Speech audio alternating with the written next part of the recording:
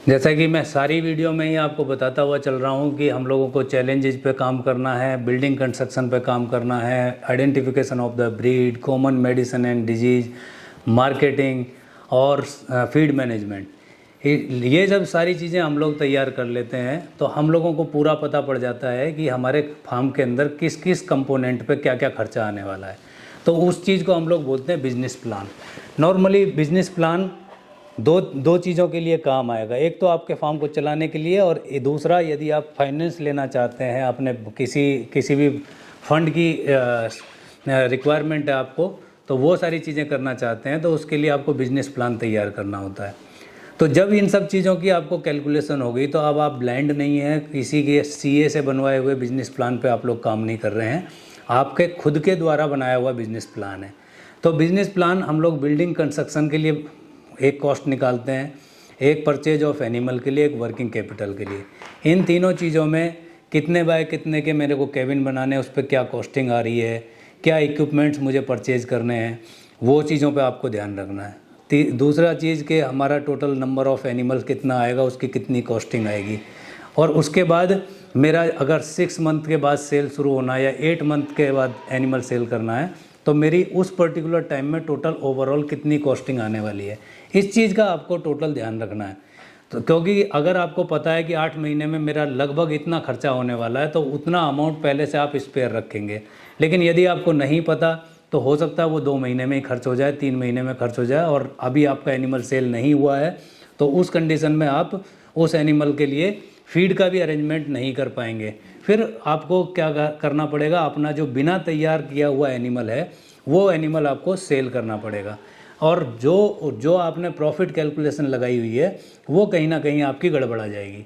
तो business plan पे आपको वर्क करना है। फाइनेंस लेने के लिए हमारी संस्था Rudra agro live stock private limited आपको एज ए सलाहकार के तौर पे काम करती है, और मैं बिल्कुल ओपनली आप लोगों से ये बताना चाहूँगा कि हम लोग इस सलाह को देने के लिए आपसे किसी भी प्रकार का पैसा नहीं लेते हैं। कोई इस तरीके की आपको 1 रुपये भी खर्च करने की आवश्यकता नहीं है, प्रॉपर फ्री ऑफ कॉस्ट आपको ये सर्विस दी जाती है। क्योंकि फाइनेंस लेने के लिए भी कुछ चीज़ें होती हैं जिन्हें आपको फॉलो करना होता है। बैंक के पास गए, डायरेक्ट मैनेजर को बोला सुअर फार्म पे हम लोगों को लोन लेना है, तो वो आपको एंटरटेन नहीं करेगा। लेकिन अगर आप एक सिस्टम के थ्रू जाते हैं, आप प्रॉपर चैनल के थ्रू जाते हैं, तो वो आपको एंटरटेन करेगा और आपको ईजिली फाइनेंस भी हो जाएगा। आज के टाइम पे गवर्नमेंट की तरफ से काफ़ी सुविधाएं हैं। नेशनल लाइव स्टॉक मिशन, जिसे हम NLM बोलते हैं, वो उस स्कीम के अंतर्गत 15 लाख और 30 लाख 2 कंपोनेंट में आपको सब्सिडी वाला भी मतलब स्कीम चल रही है, उसमें भी आप पार्टिसिपेट कर सकते हैं। ये नए फार्मर्स के लिए भी है और जो फार्म ऑलरेडी लगाए हुए हैं उन लोगों के लिए भी है। हर डिस्ट्रिक्ट में आप चीफ वेटनरी ऑफिसर होते हैं पशुपालन विभाग के, उनके माध्यम से भी इसे अप्लाई कर सकते हैं। ऑनलाइन पोर्टल है, उसके माध्यम से भी आप इसे अप्लाई कर सकते हैं। प्रोजेक्ट आप प्रॉपर बनाइए, आप चैनल के थ्रू जाइए, आपको फाइनेंस मिलेगा, 100% मिलेगा, इसमें कोई दो राय नहीं है। तो जैसा कि मैंने अपने पहले वीडियो में आप लोगों को बताया था कि 2012 से पहले नॉर्मली बैंक फाइनेंस नहीं करते थे, एंटरटेन ही नहीं करते थे पिग फार्मिंग को लेकर के, क्योंकि वो कॉन्फिडेंस ही नहीं था।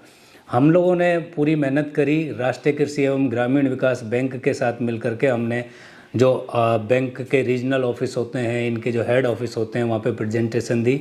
आज के टाइम पे आसानी से सुअर पालन पे लोन हो जाता है। इसमें हम लोग आपको पूरा सहयोग करेंगे और इसमें आप किसी भी प्रकार की मदद हम लोगों से ले सकते हैं। ट्रेनिंग बहुत बड़ा पार्ट होता है। अगर ट्रेनिंग आपकी अच्छी है तो कहीं ना कहीं आपका फार्म जो नॉर्मली नया फार्मर होता है फेस करता है, अगर आप ट्रेनिंग ले रहे हैं और आपके पास hand holding support capacity building partner कोई है आपके साथ, तो वो चैलेंजेस आपको फेस नहीं करने पड़ेंगे, जिससे कि आपका जो फार्म है वो उसमें जो रिस्क फैक्टर होता है वो काफ़ी % में घट जाता है और आपके सक्सेस होने के जो चांस होते हैं वो काफ़ी बढ़ जाते हैं।